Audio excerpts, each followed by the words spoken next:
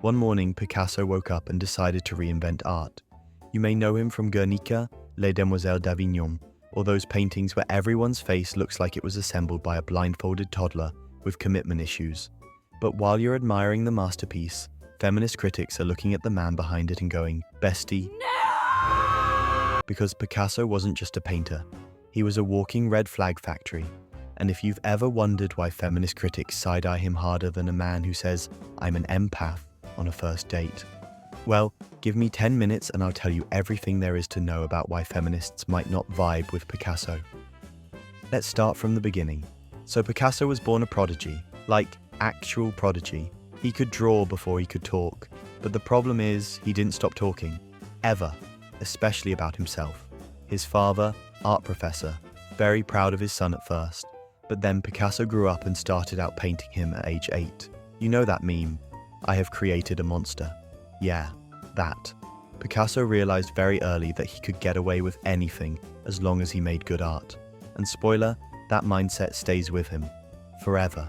Picasso didn't date, he collected. Feminist critics list 4 major problems with Picasso's relationships. 1. He only dated women much younger than him, like, she just became an adult yesterday younger. 2. He loved power imbalances. If you were shy, quiet, inexperienced, or struggling emotionally, Picasso's brain said, perfect. 3. He emotionally wrecked most of his partners, not exaggerating. 2 of them died by suicide. One had a breakdown, another isolated from the world. 4. And he literally called women goddesses or doormats. Yes, that is a real quote. But let's go through his romantic timeline quickly. Fernande, young, artistic, supportive. Picasso cheats on her with the next girlfriend while she's still living with him. Classic. Olga, a ballerina, elegant, disciplined. Picasso married her, then proceeded to cheat on her, mock her, and paint her as monstrous while she was sick. Therapy would love this man. Marie-Thérèse, 17 years old. Picasso was 45. Feminist critics cite this as one of the most disturbing power gaps in modern art history. He hid the relationship until it was convenient for him. Then he left her for Dora Maar, genius surrealist, actual great artist. He once bragged about slapping her, publicly, in front of others. People laughed. She didn't. Françoise Gillot, she's the queen who said, nah. She left Picasso, one of the only women to ever do so. Picasso was furious and tried to ruin her career. Spoiler, she won. Jacqueline, his second wife, whom he isolated from her family. After his death, she prevented several of Picasso's children from attending the funeral. Here's the core idea feminist critics talk about. Picasso wasn't just a man with flaws. He became the template for the myth of the male genius. Brilliant, tortured, emotionally unavailable.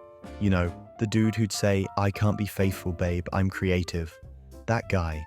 Feminist scholars argue, the art world taught society to excuse abuse as long as it came with talent. Picasso didn't invent this trope, but oh boy, did he popularize it. Let's talk about his paintings of women. Many argue that the way he fractured women's faces, exaggerated their bodies, and painted them depending on whether he admired or despised them, reinforced his own view of women as objects to shape, distort, or destroy.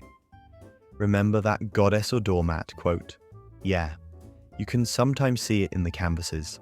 Picasso also made some of the most important artworks of the 20th century, and feminist critics don't deny his influence.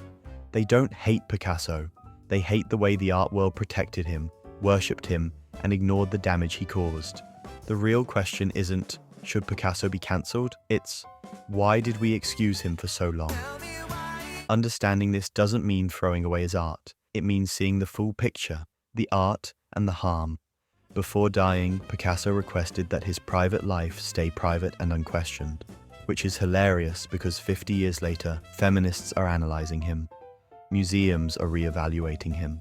Biographers are writing entire books about his relationships. And Gen Z is making TikToks like, "This man could never date me, I do therapy." So yeah, that's why feminist critics have issues with Picasso. Not because he broke a few hearts, but because he built an entire career on power, control, and the myth that genius excuses anything.